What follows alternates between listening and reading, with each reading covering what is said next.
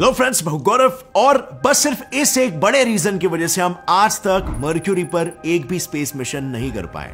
क्या आपको पता है मैं कौन से रीजन की बात कर रहा हूं? वेल, आप ही बताओ, आज तक हमने मार्स पर कितने मिशंस किए हैं? 30, वीनस पर 22, इनफैक्ट हमारे सूर्यमंडल में मौजूद सबसे दूर प्लैनेट प्लूटो पर हमने आज तक 3 मिशंस भेज दिए हैं, और यहां तक कि हमारे सोलर सिस्टम के बाहर इंटरस्टेलर स्पेस में 2 मिशंस। पर आज तक हमने हमारे सबसे नजदीकी प्लैनेट मर्क्यूरी, हाँ आपने सही सुना, वीनस और मार्स से भी ये ज्यादा नजदीक है मर्क्यूरी, लेकिन उसके बावजूद भी हमने मर्क्यूरी में आज तक कितने मिशंस भेजे हैं? Well friends, you are going to be shocked to know about this. So इस गुत्थी की कहानी शुरू होती है 3 नवंबर 1973 साल में। 5:47 AM, launch pad 36B, Florida, Mariner 10, NASA का सबसे पहला प्रोब मर्क्यूरी पे जाने के लिए रेडी है।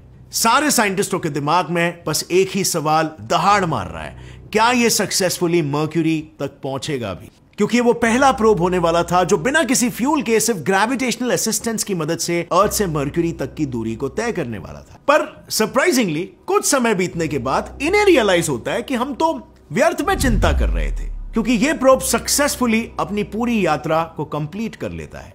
लेकिन अचानक से फिर कुछ ऐसा हो जाता है कि मानो सारी मेहनत पानी में मिल गई, क्योंकि फाइनल फ्लाईबाय के वक्त फ्यूल खत्म होने की वजह से ये मर्क्यूरी के अंदर साउंड की स्पीड से 5 गुना ज्यादा स्पीड में क्रैश लैंड हो जाता है और मर्क्यूरी की सतह से टकराकर तबाह हो जाता है। अब अगर देखा जाए तो इसका मेन काम जो था वो था मर्क्यूरी के फोटोज को अर्थ तक भेजना, और उसने वो किया भी, पर फिर भी इसे आज अनसक्सेसफुल क्यों कहा जाता है? वेल फ्रेंड्स, बात यह है ना, जितने भी प्रोब्स को दूसरे प्लैनेट्स के फोटोज खींचने के लिए डिजाइन किया जाता है वो उस प्लैनेट के 25,000 से भी ज्यादा फोटोज खींचते हैं, पर इस प्रोब ने कितने फोटोज खींचे थे?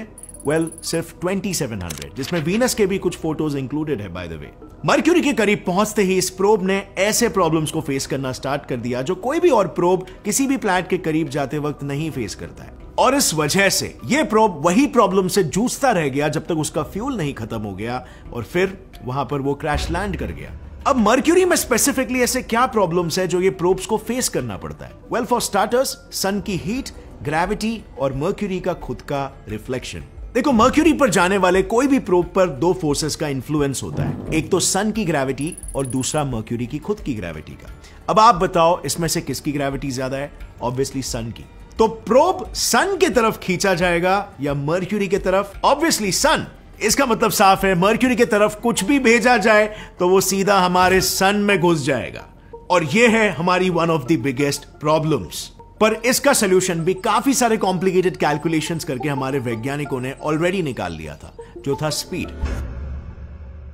देखो, बेसिकली हमें प्रोब की स्पीड को इतना एक्यूरेटली सेट करना पड़ता है कि जब वो हाई स्पीड में मर्क्यूरी के अराउंड जाए तब वो सन की ग्रेविटी से इन्फ्लुएंस ना हो और फ्लाई बाय करके वापस आ जाए, और मर्क्यूरी के फोटोज भी खींच निकाले साथ में। You know, kind of like जिस तरह किसी रेस कार को भी एक कर्व्ड रोड पर स्लो होना पड़ता है, उसी तरह अगर प्रोब को मर्क्यूरी के कर्व्ड ऑर्बिट में इंप्लांट करना है तो हमें उसकी स्पीड घटानी पड़ेगी, नहीं तो सेंट्रीफ्यूगल फोर्स उस प्रोब को बाहर की तरफ फेंक देगा। But here there is a catch. अगर स्पीड ज्यादा स्लो रही तो सन या मर्क्यूरी की ग्रेविटी की वजह से वो सीधा उनमें घुस जाएगा, और अगर स्पीड बहुत ज्यादा हो गई तो प्रोब फ्लाई बाय करके वापस तो आ जाएगा पर अच्छे से डेटा को कैप्चर नहीं कर पाएगा। एंड अनफॉर्चुनेटली यही हुआ हमारे मरीनर के साथ भी। लास्ट फ्लाई बाय के वक्त सन के इंटेंस रेडिएशंस की वजह से प्रोब का पाथ डिफ्लेक्ट हो गया और वो मर्क्यूरी के ग्रेविटेशनल इन्फ्लुएंस में आ गया। ग्रेविटेशनल इन्फ्लुएंस बढ़ता गया और वो सीधा जाकर मर्क्यूरी के सतह से टकरा गया। अब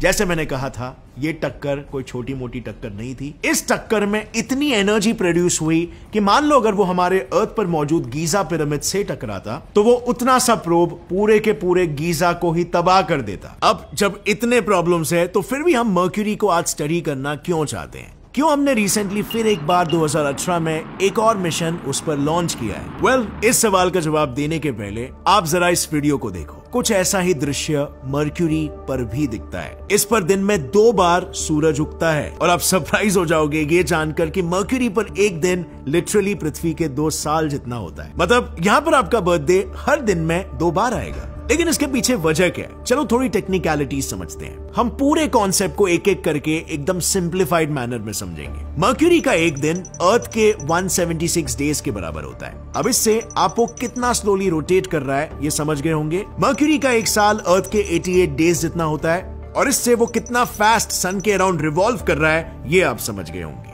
यानी मर्क्यूरी के 2 साल इज इक्वल टू अर्थ के 176 डेज। अब इन तीनों स्टेटमेंट्स को सुनने के बाद हमें क्या समझ में आया? सिंपल, मर्क्यूरी पर एक पूरा दिन इज इक्वल टू मर्क्यूरी का 2 पूरा साल। सो बेसिकली इस पर एक पूरा साल दोपहर रहती है और एक पूरी साल रात, विच इज फैसिनेटिंग। पर इस पर ऐसा क्यों हो रहा है? वेल फ्रेंड्स, अगर आप ये समझ गए ना तो समझ जाओ आप आइंस्टाइन की जनरल थियरी ऑफ रिलेटिविटी समझ गए। सो चलो इसे समझने के लिए एक सिंपल सा एग्जांपल लेते हैं। बेसिकली आपको हमारा मून टाइडली लॉक्ड है ये तो पता ही होगा। अब ऐसा क्यों होता है? क्योंकि अर्थ की ग्रेविटी का इन्फ्लुएंस चांद पर इतना ज्यादा है कि वो उसे किसी भी डायरेक्शन में घूमने ही नहीं देती, अपने साथ नजरों से नजरें मिलाए रखती है। और बस मर्क्यूरी के केस में भी ऐसा ही है। सन का ग्रेविटेशनल इन्फ्लुएंस उस पर इतना ज्यादा है कि वो उसे रोटेट ही नहीं होने देता है और इसीलिए मर्क्यूरी का रोटेशनल स्पीड काफी कम है। पर रेवोल्यूशन का क्या? वो इतना तेज क्यों है? वेल, वो तो हमारे सौर्य मंडल के बनते ही डिसाइड हो चुका था। आज से करीब 4.5 बिलियन साल पहले जब सन के इर्द गिर्द मौजूद डस्ट और गैस से बनी प्रोटोप्लैनेटरी डिस्क सिकुड़ रही थी, उस वक्त ही प्लैनेट्स की ट्रेजेक्ट्री और उनका फॉरवर्ड मोमेंटम सेट हो चुका था। जैसे किसी बैले डांसर अपने हाथ अंदर लेकर अपने घूमने की रफ्तार को बढ़ाती है और हाथ खोल के अपनी स्पीड को कम करती है, बिल्कुल उसी तरह इस डिस्क में मौजूद जो भी मैटर या प्लैनेट सन से नजदीक था उसकी रफ्तार बढ़ने लग गई और जो प्लैनेट सूरज से दूर था उसे ही एक्सेलरेशन का एडवांटेज नहीं मिला। सो इससे हमें यह पता चलता है कि जो प्लैनेट सन के करीब है उसके रेवोल्यूशन की स्पीड सन की ग्रेविटी के वजह से ज्यादा होती है कंपैरेटिवली, और इसीलिए ही मर्क्यूरी पर एक दिन 2 साल के बराबर है। अब चलो इससे 50% तो ये प्रूव हो गया कि आइंस्टाइन की जनरल रिलेटिविटी थियरी को हम मर्क्यूरी पर टेस्ट कर सकते हैं। बाकी के बचे 50% को टेस्ट करने के लिए वैज्ञानिकों ने ऑलरेडी एक मिशन को लॉन्च किया है, बेपी कोलंबो।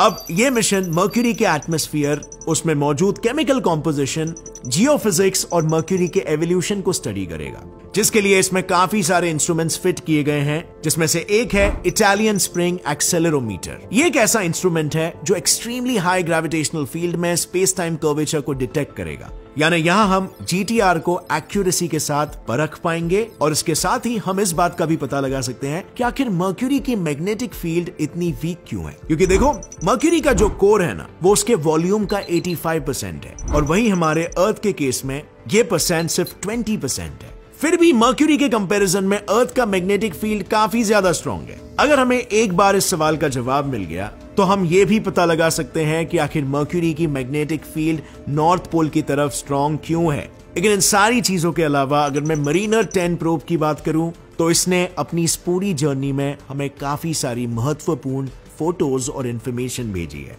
जैसे कि इसने हमें वीनस की सबसे पहली हाई डेफिनेशन फोटो भेजी, जो इसके पहले गए कोई भी प्रोब मरीनर 1 और मरीनर 5 नहीं दे पाए थे। फिर इसने यह प्रूफ करके दिखाया कि ग्रेविटेशनल असिस्ट की मदद से भी स्पेस में ट्रैवल किया जा सकता है। अब ग्रेविटेशनल असिस्ट क्या होता है ये मैं ऑलरेडी कई बार अपने पुराने वीडियोस में बता चुका हूं, पर न्यू व्यूअर्स के लिए एक छोटा सा रिकैप। ग्रेविटेशनल असिस्ट में बेसिकली हमारे वैज्ञानिक किसी भी प्लैनेट या मून्स की ग्रेविटी को एक स्लिंग शॉट के जैसे यूज करते हैं, जिसमें पहले तो हमारा प्रोब ग्रेविटी की मदद से किसी भी प्लैनेट या मून के अराउंड रिवॉल्व करता है और एक स्पेसिफिक स्पीड प्राप्त करता है। और यही सेम हमारे वैज्ञानिकों ने मरीनर के साथ भी किया। जब वो वीनस के अराउंड रिवॉल्व हो रहा था तब उन्होंने धीरे धीरे उसके रेवोल्यूशन का रेडियस कम किया, जिसके वजह से मरीनर की स्पीड बढ़ती गई और मार्च 29, 1974 के दिन जब वो वीनस से मर्क्यूरी की तरफ लॉन्च हुआ और वहां पहुंचकर उसने हमें मर्क्यूरी का सबसे पहला फोटो दिया। That's it, यही है ग्रेविटेशनल असिस्ट। और आज इसी के मदद से हमने हमारे 2 प्रोब्स को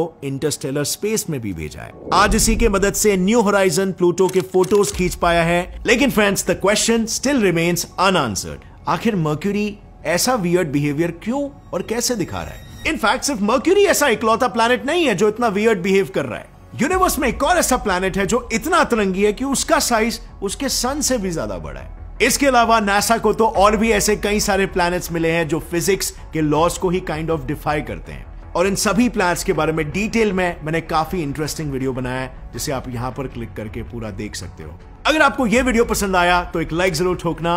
gate set fly science channel को भी सब्सक्राइब कर लो और बेल नोटिफिकेशन दबाओ ताकि आगे आने वाली हमारी कोई भी वीडियो की अपडेट आप मिस ना कर सको। See you next time friends, till then as always stay curious, keep learning and keep growing. जय हिंद।